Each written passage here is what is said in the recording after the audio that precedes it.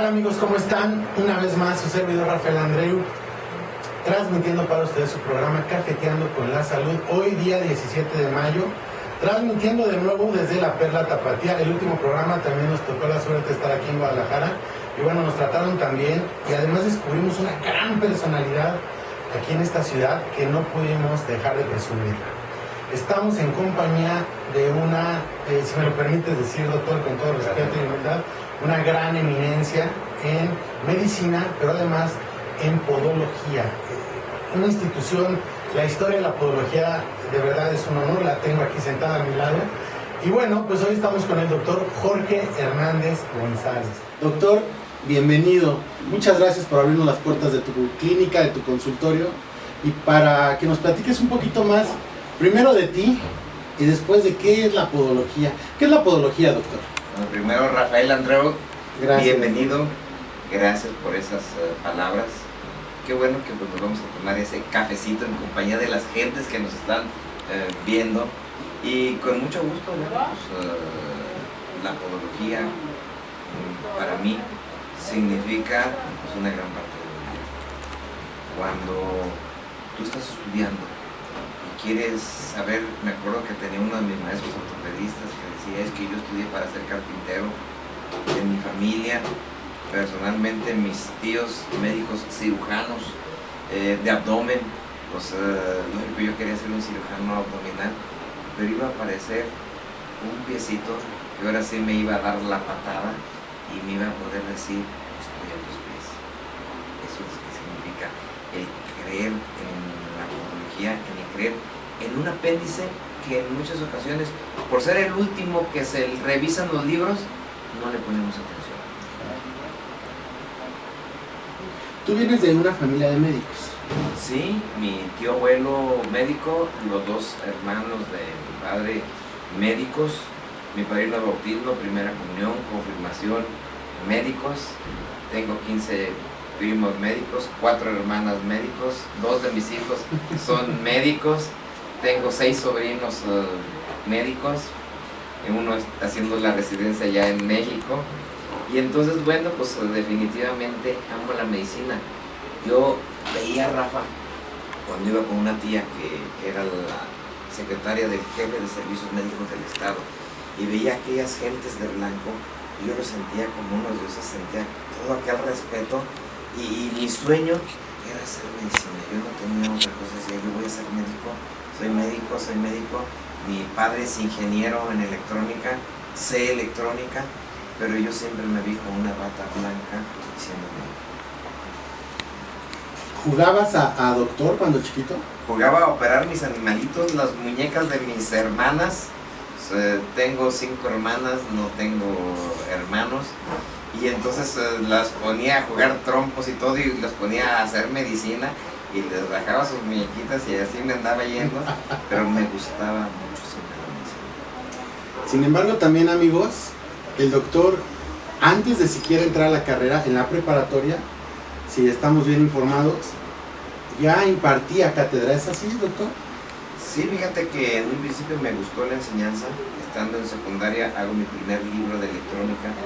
En prepa se maneja otro libro y entro a la Facultad de Medicina y estoy en el segundo semestre. La necesidad de dinero nos permite que se abra una oportunidad en la Universidad de Guadalajara. Se abrió la carrera en las médico-biológicas y surgen varias materias. Una materia que era modelado anatómico y otra biofísica médica. Y ante la necesidad y el gusto de pues estar, entro a la docencia y ahí empiezo a tomar los cursos que te daba la universidad para poder en un momento dar esa docencia aplicada. Mis compañeros en anatomía pues eran gentes que iban a artes plásticas, que sabían en un momento hacer esos modelos de huesos, de los cuales ahora a mis alumnos yo procuro que hagan unos modelos del pie para poder conocer el pie. Y era de ahí donde empezaban mis primeras enseñanzas. Yo les enseñaba, por el contrario, los músculos, los tendones, entonces ellos daban lo plástico, yo daba el conocimiento. Cuando ingreso a biofísica, para mí lo más importante es que se cumple una serie de trayectoria, porque empiezo a ver en la biofísica y la electrónica y entonces empiezo a ver esos sistemas aplicados, empiezo a comprender un poquito más, si hablamos de temperatura, los mecanismos de control y regulación de la temperatura del cuerpo, y entonces empiezo a descubrir que había otra cosa. Puedo decirte que la biofísica para mí se trasladaba en un ejemplo último, parte de una obra en donde a una persona se le está juzgando y la compañía dice que ya es de él. Dice, bueno, pero ¿por qué perteneces tú a mí? Sí, porque pues, te lesionaste un pie, te hicimos un pie biomecánico, te lesionaste la mano, te hicimos una mano, te lesionaste el ojo, te hicimos un ojo, ahora eres mío. Se lleva el juicio y entonces decimos de quién es esa mano, de quién es en un momento dado aquella persona, y aquella persona contesta que porque le debas al tendedero los frijoles, la leche, el pan y el huevo eres de él, y fue absuelto. Y podía comprender lo que iniciaba en la medicina, que era el arte de esa biofísica que nos iba a permitir ahora el poder crear, el poder ver que a la hora que tenemos nosotros ahora una cirugía y tenemos un pie, ya no tenemos que ser invasivos, ya actuamos con una cirugía mínimo invasiva y podemos corregir. Verdaderamente nos damos cuenta en este primer bloque, doctor, que eres un apasionado de la medicina, un apasionado de lo que haces, y eso es lo que pretendemos siempre, encontrar gente con vocación primero que nada, pero además con esa pasión que transmites, doctor. Y amigos, si ustedes pudieran estar sentados al lado de este señor, se siente una energía que de verdad es increíble. Pero también de eso vamos a platicar. El doctor también tiene un grado alto en una técnica de karate, Okinawa, y también más adelante vamos a platicar. El tiempo apremia, vamos a un corte y regresamos. Estamos en Cafeteando con la Salud con su amigo Rafael Andreu. Doctor, en el último bloque nos quedamos platicando de tu parte estudiantil en la preparatoria, sí. Pero lo increíble que era que ya en ese entonces, que además eran otras épocas, que no existía el colegio de grandes mentes que ahora ya existe, de genios jóvenes que ahora ya existe en México, por cierto dirigido por un Andreu, era difícil, supongo casi imposible, entender que un estudiante de preparatoria ya fuera además profesor. Pues era la necesidad y en un momento uno el apoyo, la ayuda. Tuve la ayuda de mis tíos, como en aquel tiempo, te hago un pequeño paréntesis, estaba la Asociación de Filósofos Matemáticos del Estado, que la dirigió otro tío, y a veces íbamos ahí a echar un poquito cuentas de matemáticas, esa de la el coyote les dice, adiós mis 100 palomas y 100 palomas por ti, sácame la cuenta. Entonces nosotras tantas, más usted 100 palomas serían, y dime algebraicamente cuál es. Bueno, pues ahí nos divertíamos un poquito también con las matemáticas, y bueno, pues dentro de ello, pues era la necesidad. En el primero el gusto, porque dentro de esto me gustaba eso, tú ya lo dijiste, iba a mi karate, estaba en los Okinawa, era mi forma de soltar la energía. Tenía en la colonia un grupo de coro, teníamos 3 coritos ahí y nos íbamos a tocar y a cantar, a la cantada y a la tocadita. Y bueno, pues dentro de esto, pues lo otro era sacar un poquito de dinero y era dar las clases, pero descubrías que cuando estabas dando las clases, te embebías a las personas y aprendías más en la forma de enseñar. Y vivías un poquito más lo que estabas haciendo, y si además te pagaban, pues, compadre. ¿Tú en qué preparatoria estabas? Yo estuve en la preparatoria número 3 de la Universidad de Guadalajara. Estuve en la secundaria 2, donde mi maestro Cadena nos daba un viaje a los mejores colegios por toda la República. Lo recuerdo por eso y por su capacidad de enseñanza y de dirigirnos. Y una prepa 3 donde en el momento pues, era parte de mi universidad, mi alma mater, y donde pues, en el momento ya teníamos un entorno dirigido a la facultad en aquel tiempo de 2 años, por eso salí un poco más joven, me tocó ser de los más chicos en la facultad, y ya entrando a la universidad, bueno, la oportunidad de que a 3 años se abren las áreas médico-biológicas, se ocupan maestros, pues algunos maestros eran los que sabíamos un poquito más ahí en medicina, nos dieron empleo y nos empezaron a capacitar. Nuestra universidad nos abre las puertas, nos da cursos para capacitación, eran 5 niveles los cuales yo logré completar, y eso pues, nos abrió las puertas para poder en un momento dirigirlo a la población. Pero primero entras a la carrera de medicina, ¿no? Sí, entro en la carrera. Medicina general. Médico general. De la UDG. De la UDG. Estudias la carrera de medicina general. Termino la carrera y dentro de esto yo quería ser cirujano plástico. Me encantaba la cirugía plástica. Pero el destino me lleva a empezar la especialidad en urgencias médico-quirúrgicas. Y entonces me iba a conformar lo que es el pie diabético, el pie de riesgo, pero luego la rehabilitación con la cirugía reconstructiva. Cuando yo ya estaba en el tercer año de la especialidad, me faltaba ya uno, y ya casado, pues concluyo primero mi especialidad y dejé pendiente la cirugía reconstructiva.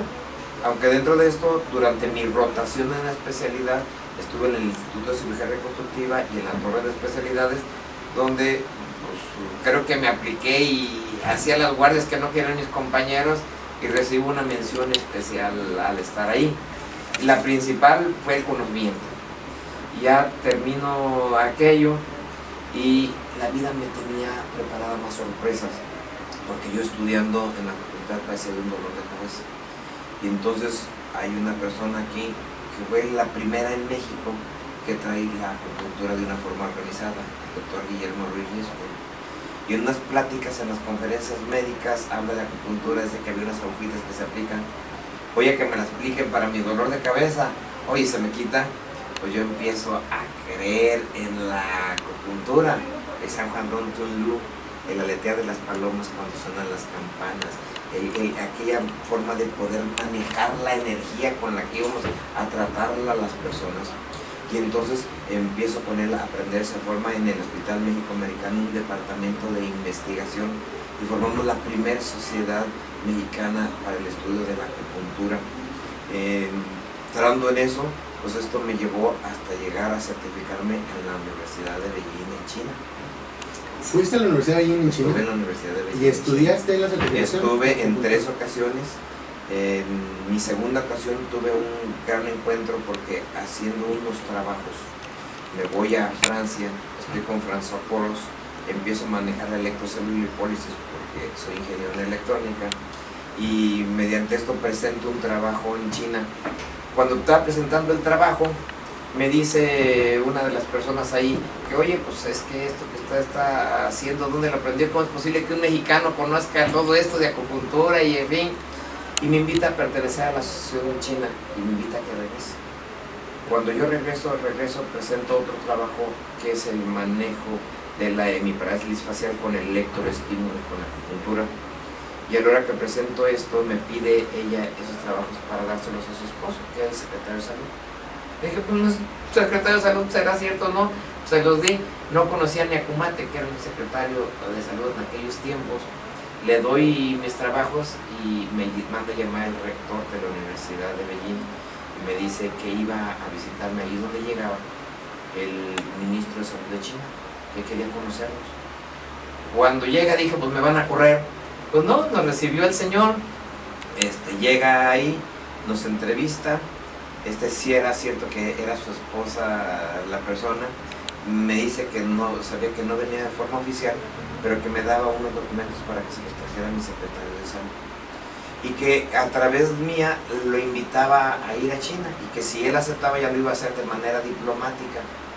Me da los documentos, llego a México, llego a la secretaría, allí enfrente de Chapultepec, estaba Carmelita, aquella secretaria del maestro Kumate, y me dice, no, pues el doctor, quién sabe cuántos meses lo voy a poder estar ocupado, ¿qué se le ofrece? Le traigo unos documentos del ministro de Salud de China, se levanta, qué agilidad tenía la viejita, corre con el secretario, me recibe, me pasa a su privado, doctor, oiga que usted trae esto y esto, sí, pero sabe que me dijo el señor secretario de salud que solo a mi secretario se lo entregaba personalmente, toma. Y entonces, dice, es que le tengo una sorpresa, el señor viene en camino y voy a conseguirle una cita. Después supe por la amistad que llevé con el doctor Kumate, que donde me pasó, pues era el área de recepción y enseguida estaba su despacho donde seguramente estaba. Pues ya le presenté esto y fue parte de lo que nos sirvió para que después se reconociera en los trabajos la acupuntura en México. O sea, me estás diciendo que tú, doctor, fuiste al país más grande número de personas del mundo. Y presenté un trabajo de electroterapia en chino. Y entonces te invita el ministro de Salud de China. Y me invita el ministro de Salud a regresar, y regresé una tercera vez, ya por invitación. Tú viste por ahí una foto donde estamos 18 gentes de todo el mundo, yo era uno de ellos, donde nos invita a conocer las partes, donde de ellas llegamos a Taiwán, donde nace Confucio. Yo estuve en la tumba de Confucio, estuve en el monasterio donde estuvo Confucio. Llegar a un monasterio donde estamos a una altura de 6,000 metros, en donde me quedo ahí a pernotar en un lugar donde solo una vez al mes se abrió una puerta para curar, y bueno, pues a lo mejor luego le seguiré platicando, porque creo que el tiempo está sí, llegando. Qué lata aquí con el tiempo en nuestra producción.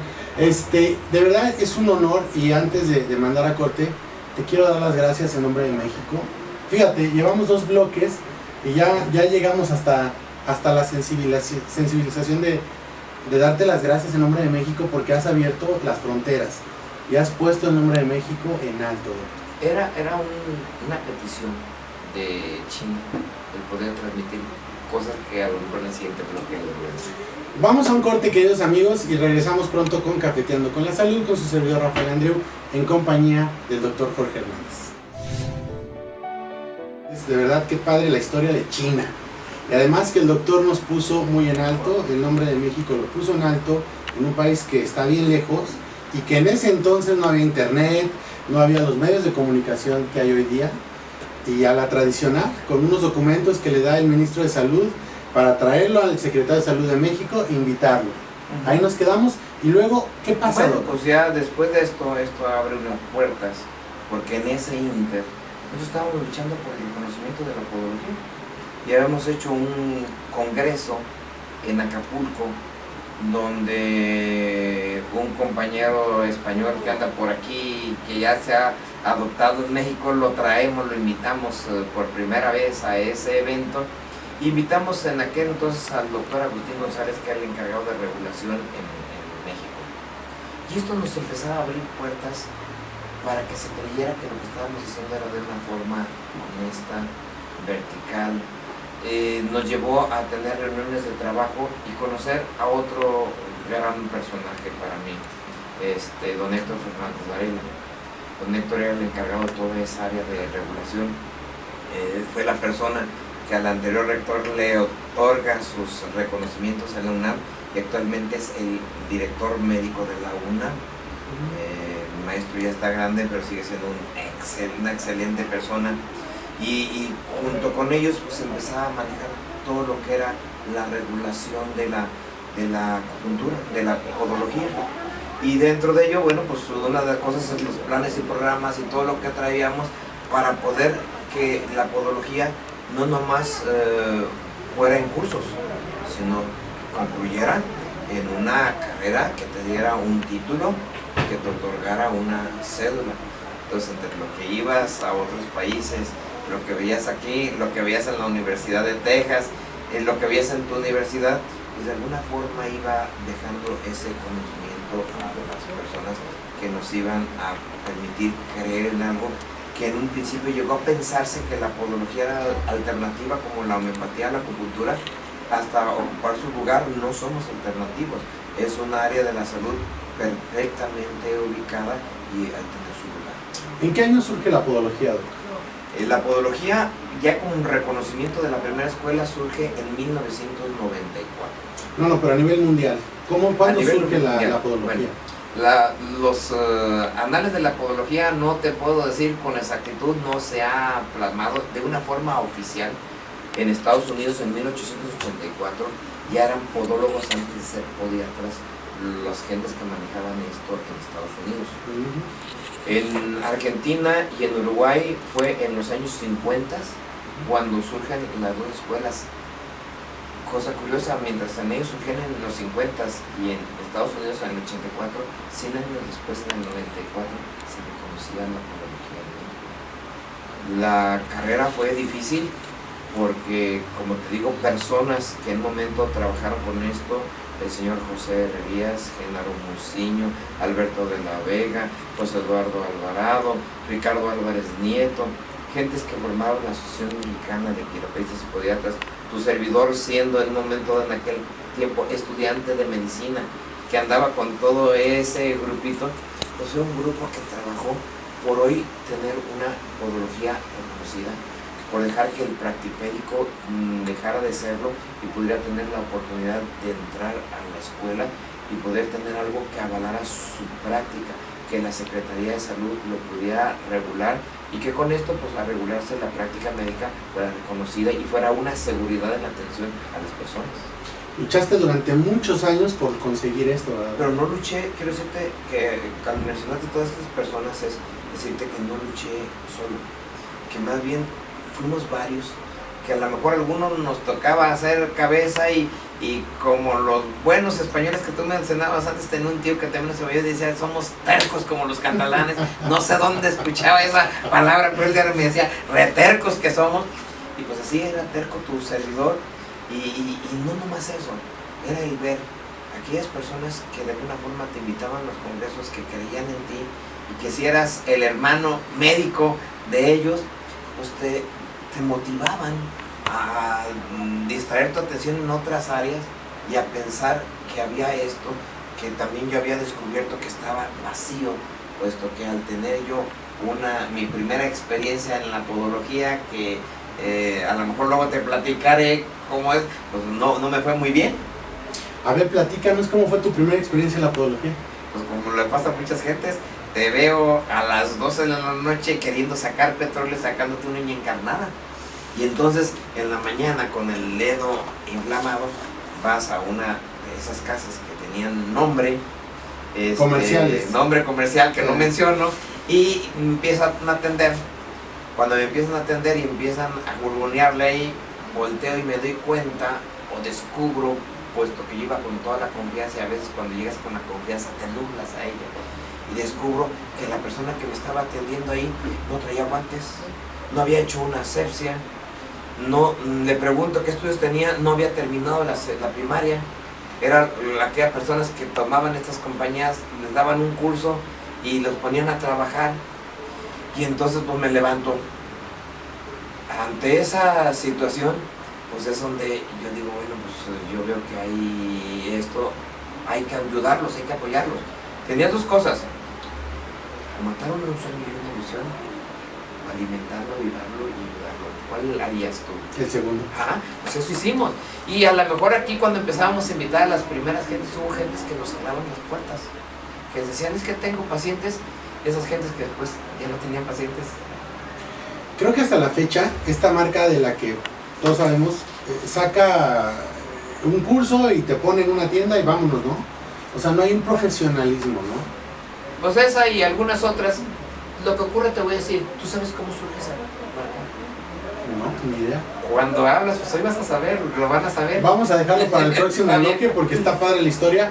Vamos a un corte rapidísimo y regresamos, está muy sabrosa la plática. Estamos desde Guadalajara, 17 de mayo, transmitiendo su programa Cafeteando con la Salud, en compañía del doctor Jorge Hernández. Doctor, en el último bloque prometiste platicarnos la historia de esa marca. Ay, caramba. Bueno, te voy a explicar que lo que ocurre es de que cuando hablas en el mundo del pie diabético, los mejores estudios son los de Levin. Después han sido los de la Universidad de Texas, donde orgullosamente me integro en ese equipo. El doctor Levin, donde él trabajaba, había un doctor que le decían doctor Schul. Entonces él atendía al diabético y el doctor Schul atendía a las otras personas. Les atendía a los pies. Y entonces, viendo esa dualidad que después llega a una escuela, permite que en un momento exista una serie de productos que eran dedicados a la atención del pie. Y que entonces con esta serie de productos que fueron dedicados a la atención del pie, pues empezó a las personas a preparar, a capacitar para utilizar esos productos, y se abren casas que el objetivo era la capacitación y la utilización de estos productos. Y bueno, te dejo una parte donde vas a poder trabajar mis productos. Cuando estamos hablando de aquellos tiempos, bueno, estamos hablando de historia, y yo siento que todo debe de valerse. Lo que no se vale a veces es quedarte y no evolucionar o involucionar.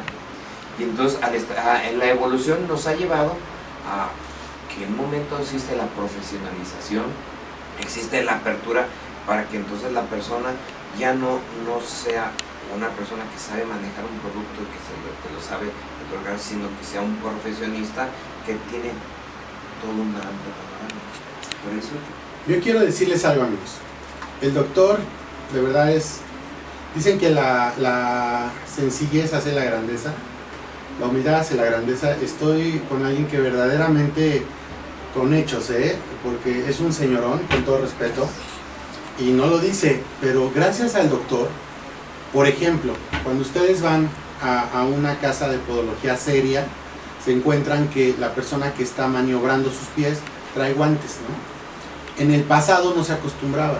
Entonces el doctor no se queda en el momento, sino va más allá, y luchó, entre otras cosas, por establecer la norma, que ahorita más adelante nos la va a platicar, normas que permiten que ahora pues se pongan guantes, ¿no? Tanto para seguridad del que está maniobrando tus pies, como para ti mismo. Doctor, tú empiezas a luchar con un alto sentido altruista porque se profesionalice la actividad en México. Y empiezas a elaborar, junto con gente entusiasta como las que mencionaste, los programas de trabajo, y empiezas a presentarlos. Pero no es de un día para otro que te lo aprueban. Te avientas 4 sexenios, ¿no? 3 sexenios. 3 sexenios. 18 años. 18 años llevan, bueno, perdóname, pero yo al segundo año le paro. Y tú insististe. Creo que no, porque tienes sangre catalana y no le hubieras parado. Tienes que ser terco como los catalanes, con todo respeto, es duro, ¿eh? Sí, la verdad es que sí. Pero 18 años luchando porque se apruebe un programa que, si lo vemos eso económicamente, realmente no te va a dejar dinero. No, pero tenía que tener una escuela, el edificio, los maestros, la biblioteca, los recursos administrativos, didácticos, para que en el momento en el que te solicitaran esta currícula, poderla presentar. Y no fue un sueño único. Mi tío, el doctor y licenciado Daniel Vidal, que había formado escuelas en mí, cree en este proyecto. Junto con ese proyecto traíamos un proyecto para los homeópatas, que al final se dio y fue base para el reconocimiento. En otras veces les platicaré de homeopatía.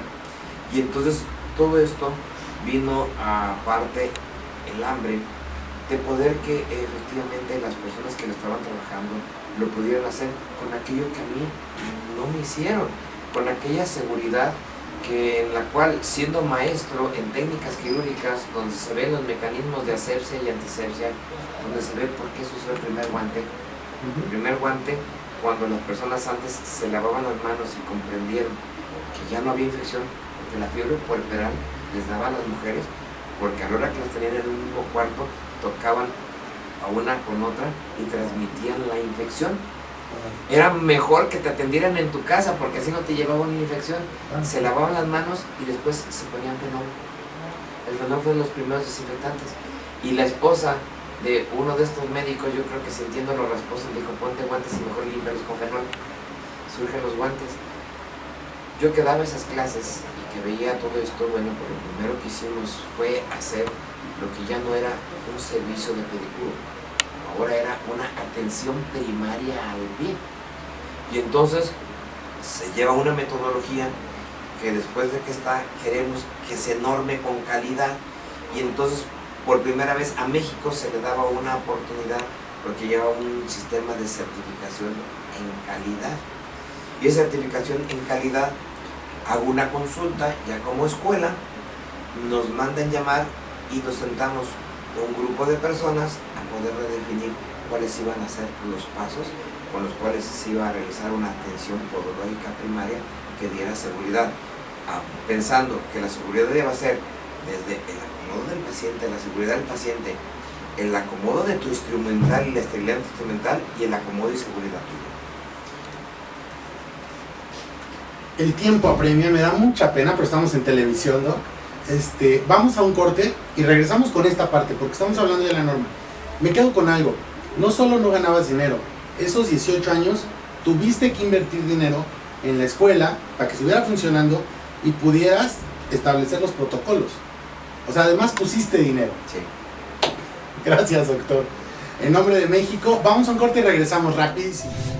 Doc, nos platicabas de la norma. De repente, después de todo este trabajo, después de estar insistiendo durante 18 años para que pudieran empezarse a reconocer los planes de estudio para la podología, Sí.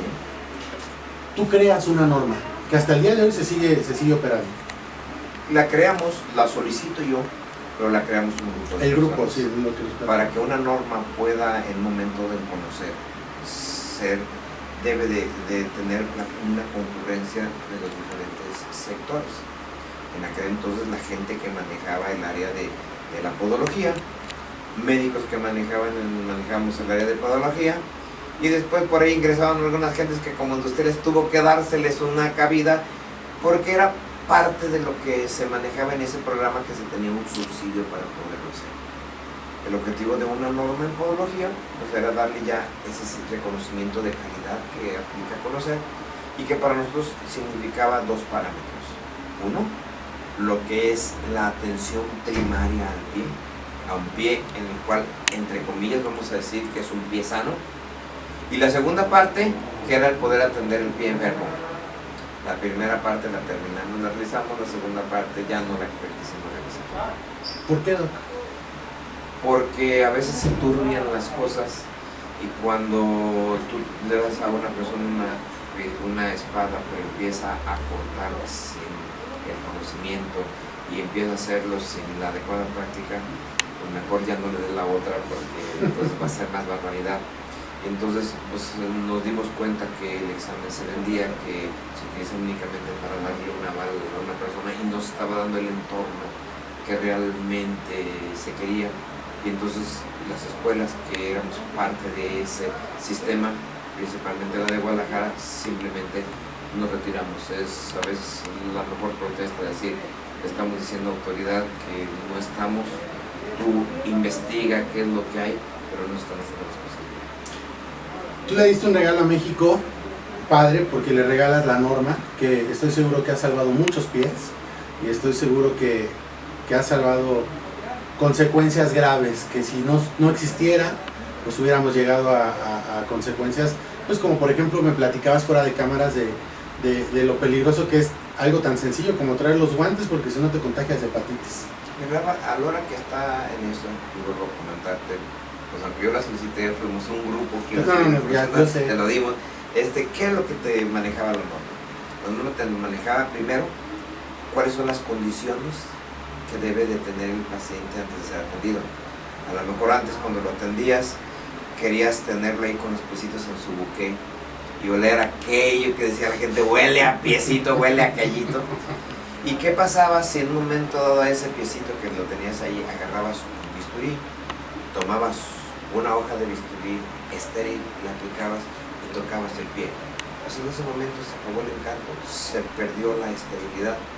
¿Y qué pasa si ese pie ahora lo lavas? Y a la hora de lavar, descubrías que al mismo lavar aquel algodoncito que antes utilizabas con fenómeno, pues a lo mejor lo ideal que al lavar reblandecían los tejidos, como cuando te decía tu abuelito, para poder empezarte a cortar las uñas, hazlo cuando saliste de bañar porque están blanditas, porque la piel en un momento está hidratada. Entonces trabajabas sobre un área siendo estéril limpia, donde la norma te decía, en esa calificación, el que te está viendo, cuáles son los pasos que vas a seguir, y no con una metodología rígida. Si tú haces aquellos pasos y lo haces bien, aunque en un momento lo hagas a tu modo, esa norma te iba a dar esa calificación.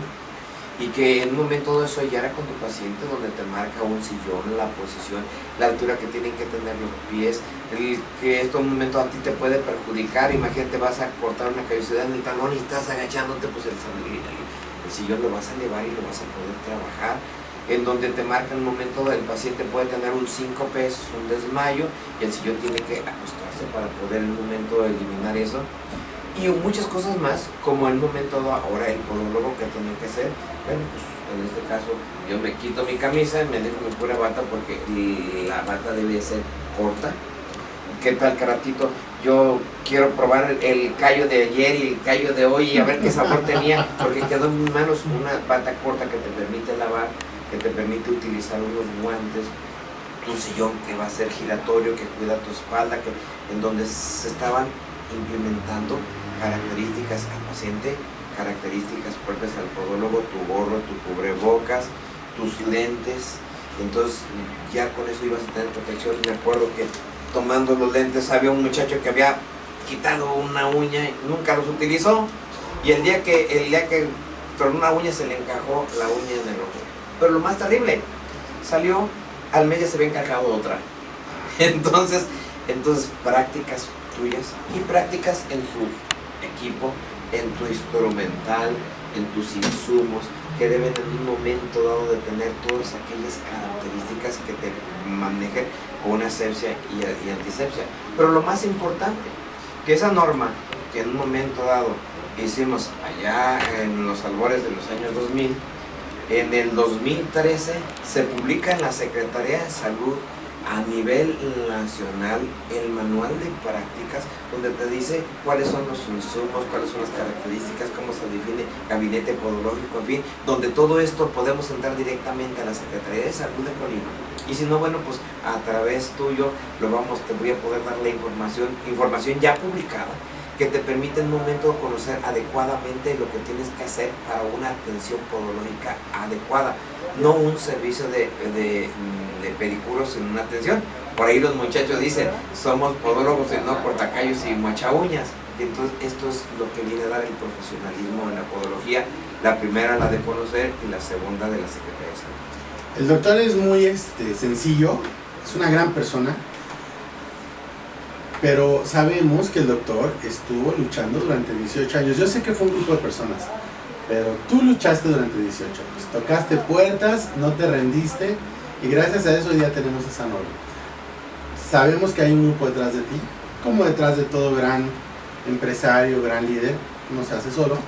Pero Doc, yo de veras te reitero nuestro agradecimiento a nombre de México, como mexicano que soy, por haber insistido, porque si no hubieras insistido, ¿qué hubiera pasado? Mira, ya cuando decía mi suegro, y una dispensa a los que van a escuchar, pues ya cuando estamos calientes como los güeyes, ya nadie se raja. Ya cuando estamos centrados y viendo que esto era necesario, entre más nos ponían un tope, más queríamos saltarlo y más queríamos hacerlo. Y cada que lográbamos eso y lográbamos el reconocimiento y veíamos que íbamos a otros países, y en otros países reconocían nuestra labor. Un día te diré que estando en Brasil me dicen que si se podía curar para siempre un callo, cuando el callo antes se ponía el parche del gallo, y en fin, te puedes decir que hoy en la actualidad lo primero que hice fue definir que hay 48 tipos diferentes de callosidades y sí se curan. Pero si sabes definir cada una de ellas, y la gente que me escuche, si no sabes definirme uno o dos, o si el que te está atendiendo no sabe cuál es tu callosidad, ¿cómo lo vas a curar? Ya me metí, creo, por ahí. Pues como paciente la verdad es que pues para ti el callo es el mismo. Tenemos que ir a un corte, amigos.